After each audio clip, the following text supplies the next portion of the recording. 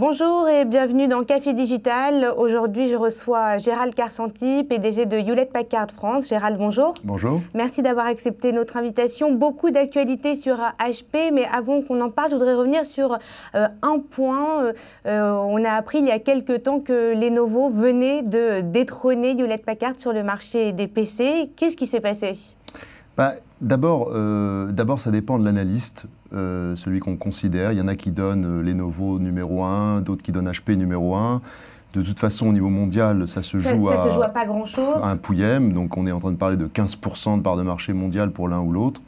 Ça dépend aussi beaucoup du périmètre qu'on prend en compte, hein, si on prend les postes de travail ou pas. Donc là où HP est très, très fort en général.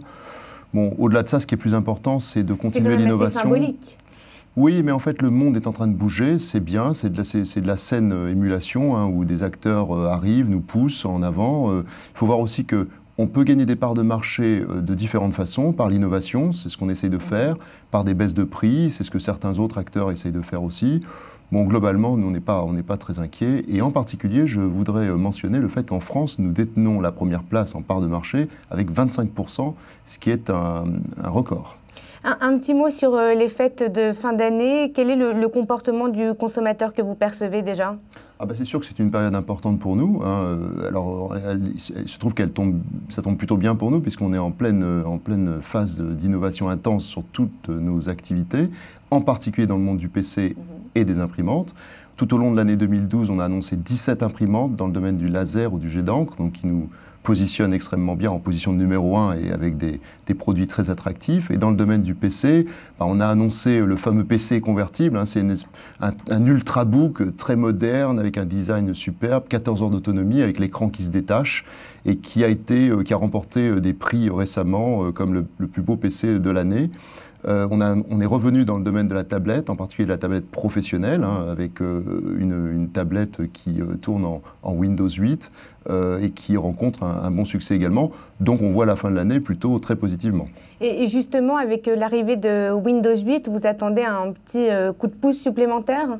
Oui, indéniablement. On est partenaire au niveau mondial avec Microsoft. En France, on a un partenariat très très fort, hein. On avait d'ailleurs habillé l'immeuble de Microsoft avec nos publicités.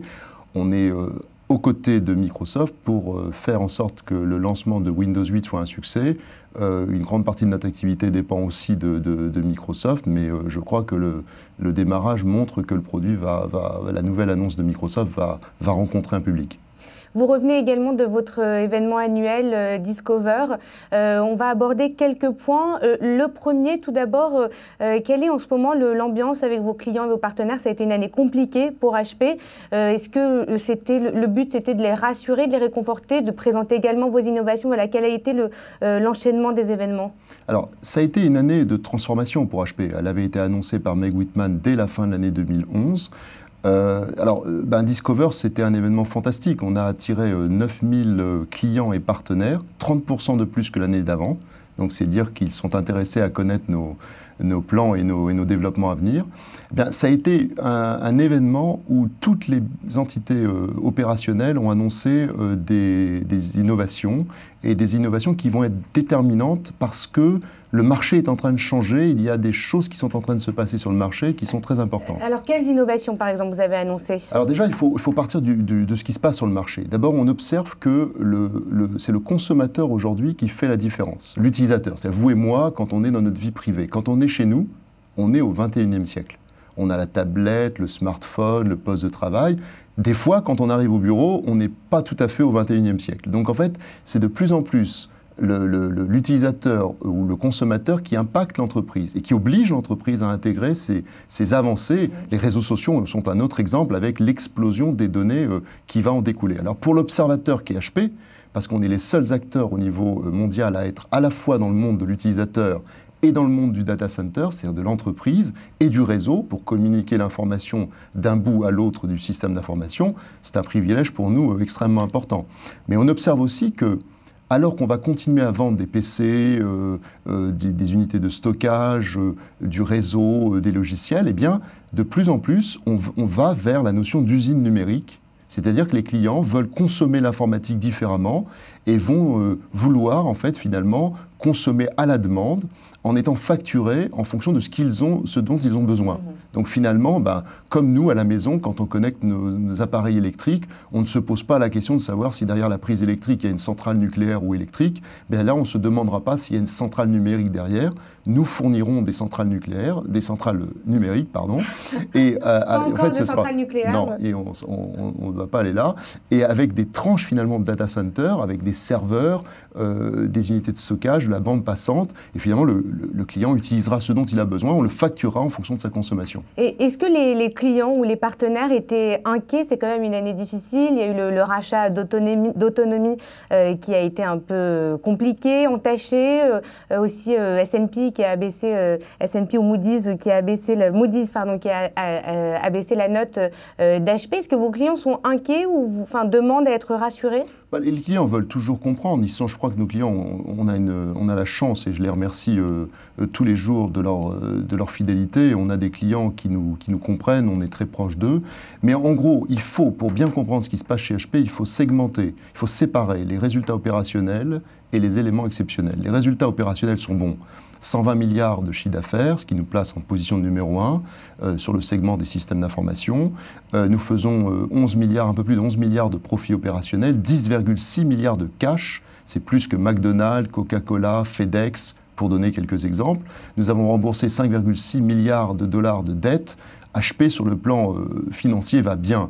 Après, il y a eu des provisions, on va dire, une partie pour dépréciation d'actifs. Soyons très simples, Meg Whitman, qui n'a pas réalisé l'acquisition d'autonomie, a constaté que nous n'avions pas eu sans doute tous les éléments pour faire cette acquisition au bon niveau de prix, et elle a décidé de porter cette affaire en justice, d'où la dépréciation qui a été passée, ce qui n'enlève en rien l'intérêt d'autonomie, car c'est une fabuleuse acquisition et elle rentre à plein dans notre dispositif de bout en bout, puisque, comme vous le savez, un des éléments essentiels dans toute stratégie informatique aujourd'hui, c'est de maîtriser l'explosion des données. Et donc Autonomie va jouer un rôle absolument clé. Deuxième élément exceptionnel, c'est la provision qu'on a passée sur le plan social au niveau mondial, puisque Meg Whitman a décidé de réaliser un plan de 29 000 personnes qui vont quitter HP d'ici fin 2014. La provision va se faire en 2 fois, une fois cette année, une fois l'année prochaine, pour environ 1,7 milliard de dollars chaque année. Un dernier mot maintenant sur l'activité des services. Quels sont les axes de développement que vous envisagez pour l'année prochaine? Alors, sur les services, on a plusieurs activités. On est présent sur le support, la maintenance, qui est une très grosse activité. Là, c'est très simple. Notre objectif, il est unique et le même depuis toujours. Satisfaire nos clients, s'assurer d'une réactivité totale, s'assurer surtout par la prévention que nous n'ayons pas d'incidents graves chez nos clients. Sur le consulting et l'intégration, c'est d'être en amont des projets pour apporter des solutions à valeur ajoutée. Et sur le plan de l'infogérance, c'est de proposer aux clients des solutions innovantes dans tous les domaines, en particulier dans le domaine de l'infrastructure, qui reste notre cœur d'activité, mais également dans les domaines de ce qu'on appelle le business process outsourcing, et dans le domaine de l'application. On a des clients pour qui on opère des activités pour leur compte, mais des activités qui touchent à leur métier. Et ça se développe de plus en plus. On a de très belles références à notre actif. Merci beaucoup Gérald Karsanti. Je rappelle que vous êtes le PDG de Hewlett-Packard France. Merci. Café Digital, c'est tout pour aujourd'hui. On se retrouve la semaine prochaine avec un nouvel invité.